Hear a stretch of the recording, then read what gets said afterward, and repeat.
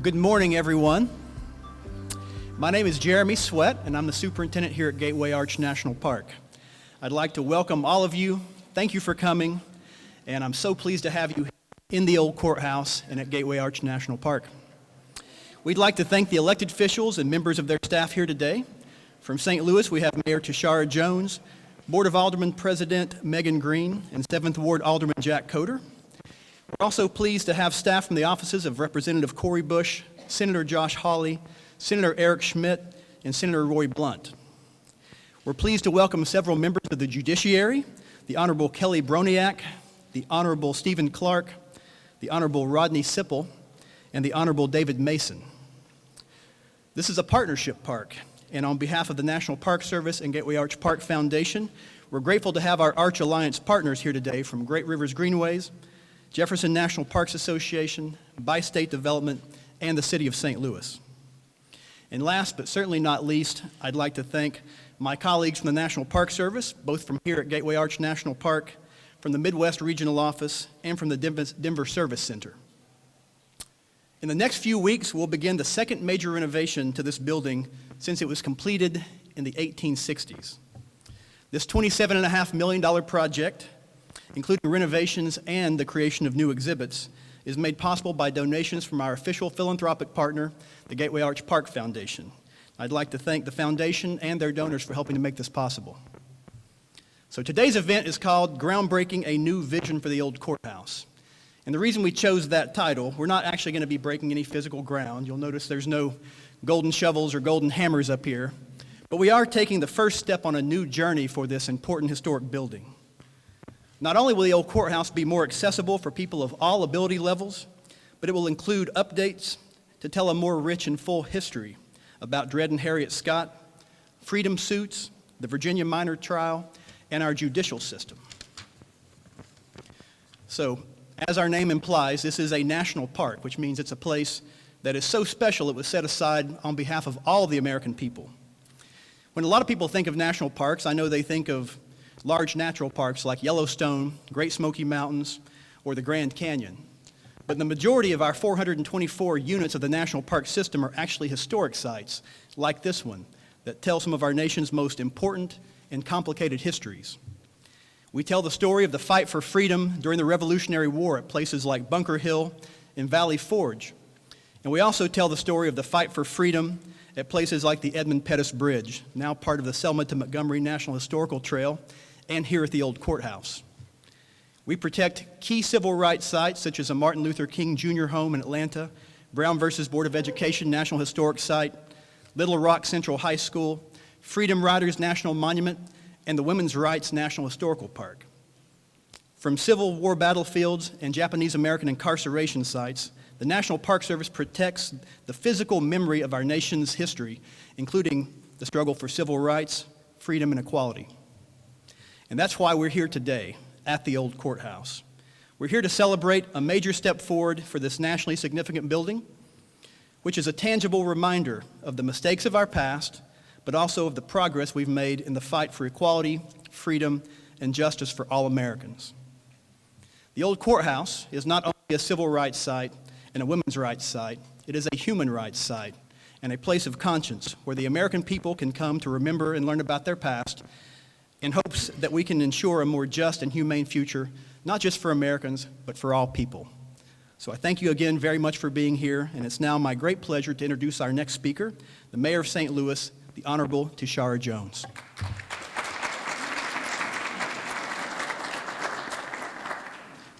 Thank you, Jeremy. Good morning, everyone. It's so good to be here and be joined today by so many people dedicated to making St. Louis a better place, such as Board President Megan Green, Paul Vinker from the Freedom Suits Memorial, Jacqueline Dace from STL Artworks, David Newberger, Universal Design Group and Commissioner on the Disabled, Jay Hall from Greater St. Louis, and Kitty Ratcliffe from Explore St. Louis, and other elected officials have already been acknowledged, but I think Jack Coder is here somewhere. I thought I saw him walk in. I also want to acknowledge Lynn Jackson, the great-great-granddaughter of Dred and Harriet Scott, and the president of the Dred Scott Heritage Foundation, for her work to keep her ancestors' legacy alive through her advocacy for civil rights. I also want to thank Ryan McClure, Executive Director of the Gateway Arch Park Foundation, his staff, and the Foundation's Board of Trustees for the invitation to be here with you today, but more importantly, for their commitment to ensuring the preservation of one of St. Louis's most iconic and historical landmarks, which is deeply rooted in civil rights history. The renovations we celebrate today are the last piece of the $380 million City Arch River project, which has revitalized this area of downtown from the Gateway Arch to Keener Plaza. This project is the final piece of the puzzle. The Old Courthouse isn't just a powerful symbol for St. Louis. It's an enduring reminder of the duality of our progress. It reminds us that while the United States was founded on the principles of liberty, justice, and freedom for all, we have not always lived up to those ideals. After all, it was on these very steps our ancestors were sold into slavery. This was where hundreds of enslaved people, most famously Dred and Harriet Scott, first sued for their freedom. Initially closed off to them, the court eventually offered them a way to litigate their liberty. So this renovation comes at a perfect time, especially important considering the historical moment we find ourselves in, our messy and complex shared history, which the courthouse so powerfully represents, is under attack by those who would rather gloss over it and teach our children fiction over fact. Kids are curious. I know my 15-year-old is for sure. And we can trust them to ask the right questions. It's up to us to have the courage to provide the right answers so they grow up to be well-rounded adults. Redefining our reality and ignoring our truth instead of confronting our past gets us nowhere, especially as our past continues to shape our very real problems in the present. As we break ground on this important project on the eve of Black History Month, let us remember both what this building represents and how these renovations will make sure the old courthouse remains a destination for education, learning, and reflection for many years to come. Thank you and God bless. All right, thank you, Mayor Jones. I'd like to now introduce our next speaker, Lynn Jackson. Miss Jackson is great-great-granddaughter of Harriet and Dred Scott, whose civil rights case started here in 1846, changing the course of history. She's the president and founder of the Dred Scott Heritage Foundation, whose mission is to promote the commemoration, education, and reconciliation of our histories with an eye towards helping heal the wounds of the past.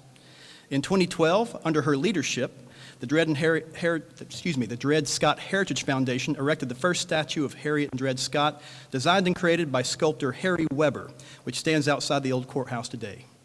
Ms. Jackson.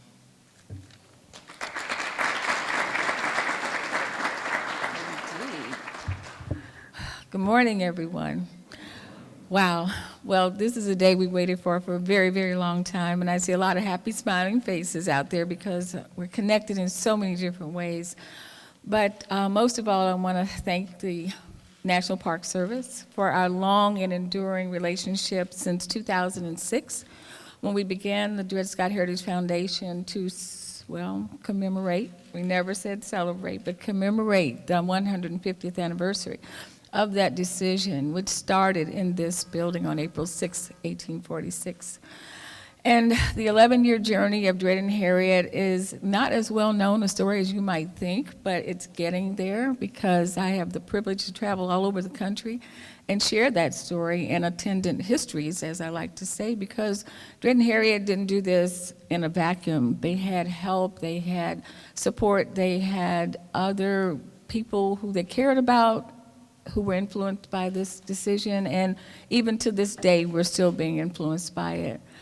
But this courthouse is very important to my family, and my father, Dr. John Alexander Madison, Jr., was the family historian, and he passed away in 2007, right in the middle of the anniversary year. But just a few weeks after, he pulled the street sign cover off of Dred Scott Way, which is outside where the statue is. And Dad would be so pleased and so proud today to know that it has been decided that Dred and Harriet should have their own gallery in the courthouse. There was a time when I was here, and it was many years ago, so I'm sure it was no one in this room, but someone told me, well, you know, the old courthouse is about St. Louis history, it's not about Dred and Harriet. And I thought, no one said that it was, but they were important, and I thought, what a strange thing to say. And so today we can celebrate the fact that we are remembering them in a big way, in a significant way, and in a way that when people come to this courthouse, they won't walk in like I did as a teenager and just barely see their picture somewhere on a wall upstairs. And then there was the time when the Black Lucite was on the wall, and that was better. The girls were on one side, the parents on the other. But over the years, their story has come to light in a much more significant way, and I appreciate that. I want to thank you for that. My participation on the Jefferson National Parks Association board, and I see members here, is a very big honor for me. I was going through my dad's papers, and I found a letter where he also was a member of that board in his time. So I'm very grateful to follow that. The other thing I want to say briefly is how wonderful it is to walk through some of our buildings here in St. Louis, such as the History Museum.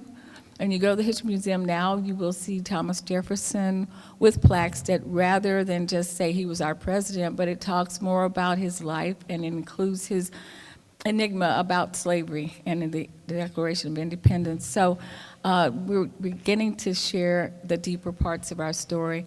When you go to the Arch now, you see the stories of Manifest Destiny, and you see the story of the Native Americans, and you see a truer story being told. And I'm so pleased to see that, and I get to share that and tell people this is what St. Louis is doing.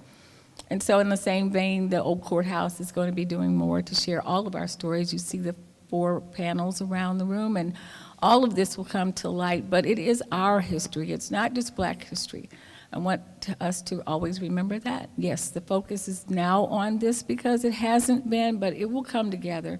And as our foundation has been founded, as Jeremy said, on commemoration, education, and reconciliation, I believe that all of these moves that our city has made is going to bring all of that to light, and we will be a banner and a place to come to say, this is how it should be done. Thank you. Thank you, Ms. Jackson.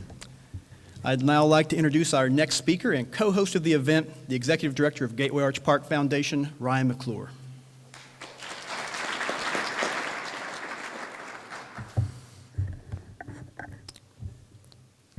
All right, thank you, Jeremy, and thank you, Mayor Jones and Ms. Jackson, for being part of this special day with us.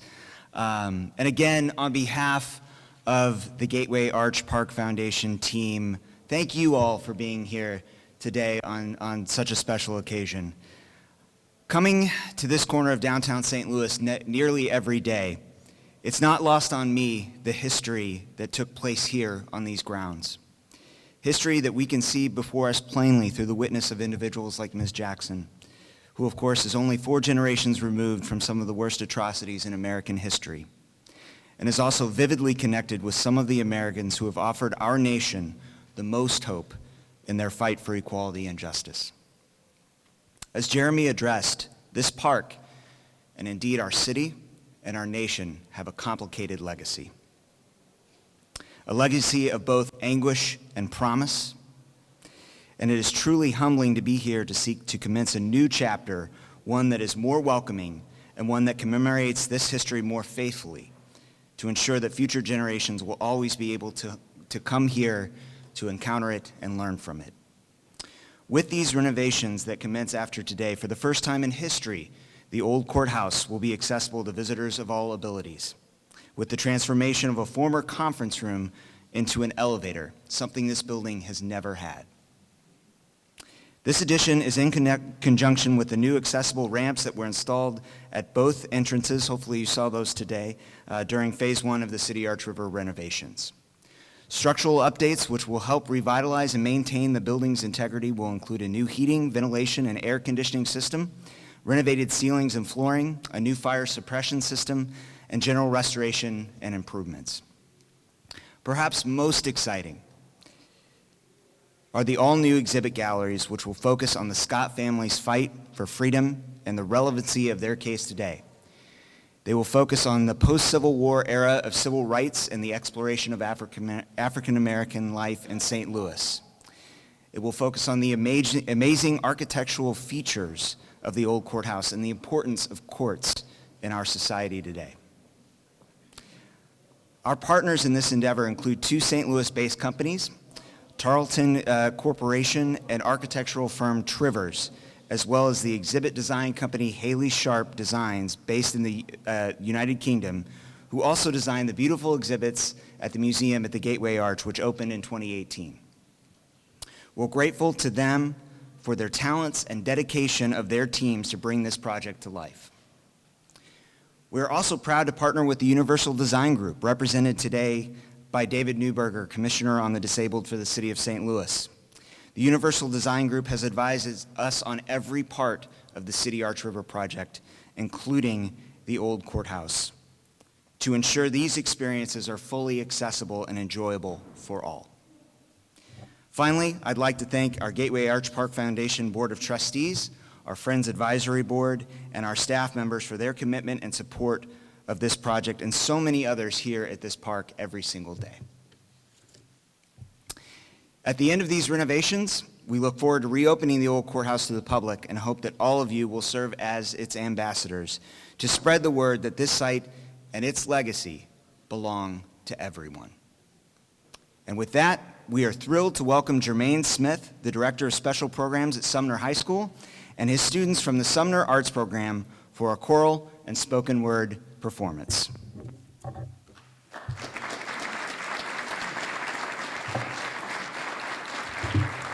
Good afternoon, everyone. How are we doing today? Very good. I'm Jermaine Smith, the Director of Arts and Special Programs at Sumner High School, the oldest high school west of the Mississippi, established in 1875. Usually wherever I go, there's bulldogs out there somewhere.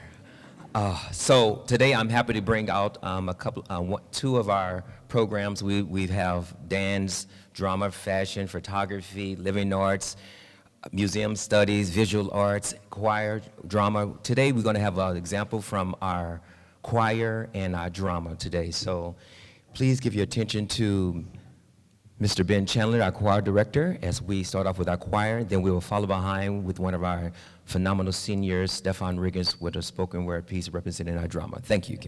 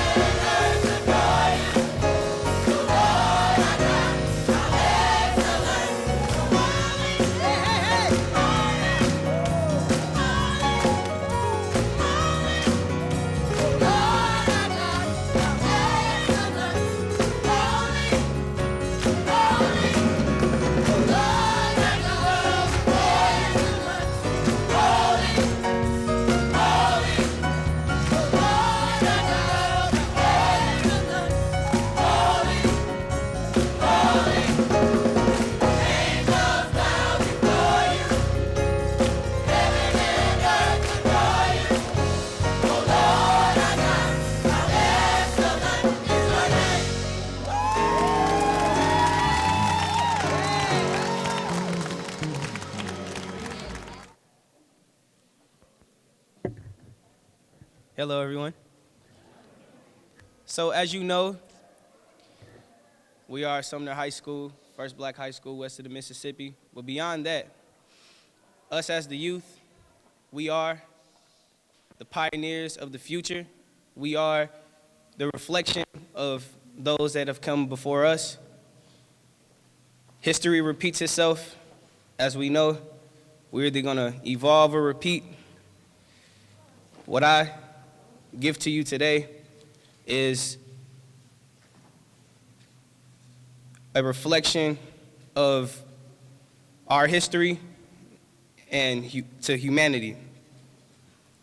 Thank you for your time, for being here. It was April 15th, 1918, the musical messiah arrived onto the scene. The second son of the late Reverend and Louis Billups. The legend comes, the name Kenneth they soon remember. New adventures, grew up in the Ville, wasn't influenced by the system. A middle-class family praying for higher income and then some. Didn't have a lot of tools, so I either go to school or be a victim. In St. Louis, my elementary, John Marshall, I declared then that my work would never be partial. At Sumner, they could see I was a sparkle. They believed in my greatness. All the teachers, they will marvel. I thought it would be fun being part of the Glee Club. We sung and performed plays, directing each one. Before a senior, they looked at me as a leader. Once a student that would travel one day and come back to teach us. A small child with big dreams, intrigued. If we talking education, I graduated at 15. Through the want to express the excellence in me, I packed my bags and then I left the Jefferson City. Still steadfast on the ultimatum. I went to college and biology was my major. God was in my favor. Feel like my bed was made up for me and my life was tailored, glorifying my nature. Give or take, it was like my third year at Lincoln. It was obvious to me that I was a musical genius. All these beautiful pieces that I created, all the faces delighted and plenty praises from forming organizations. So amazing, I did choral training at various schools, and many occasions we performed on the news. Even hosted my own show, God's Musical World. See, my influence then became Tom's newest referral. Past all the physical restraints, I still bet against the odds, and one critical acclaim. When I conducted at Sumner, that was pivotal for change, and my love for y'all brought me to the pinnacle of fame. The principal was John D. Buckner. The choir structure back then did signs and wonders and truly embodied Sumner. Many voices, but we did a cappella. Every day we strive for better, birds of the same feather, we flock together. I'll be alive forever. I can see it through my eyes and retinas, from ambition, artist talent, young and gifted. One man did it, and this is the story of his life. In 1985, he was conducting when he died. Mr. Billups, you see I walk with his presence so you can feel him. I mean, they'll never forget us. As long as you hear the rhythm, they gon' remember the wisdom inside of the lyrics. Hopefully painted pictures for generations to come. Educating the young, elevating the slums, brought better ways to grow up. In the test of time, someone to demonstrate is a must. This the Renaissance. Now who gon' step to the plate? Us. Okay, let's stand together. Maybe we can plan better. They know that we came to fight, can see it in our hand gestures. Every time we talk, they feel the spirit of our ancestors. Not only do we want change, tell them we demand better. We done made it through the highs and lows, tribulations and trials for show. Time to grow just like a rose in the concrete, I suppose. Right before we brought awareness, they was trying to close the doors. Just know after all of this, they gon' see it's worth fighting for.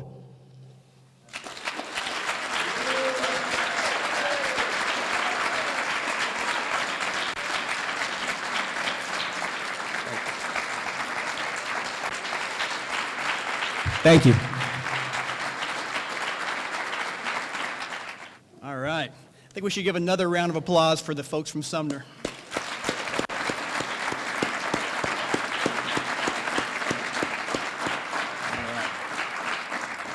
So thankful they could be here with us today to help us mark this occasion.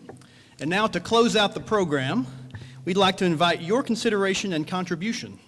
The theme of this event is Groundbreaking, a new vision for the Old Courthouse.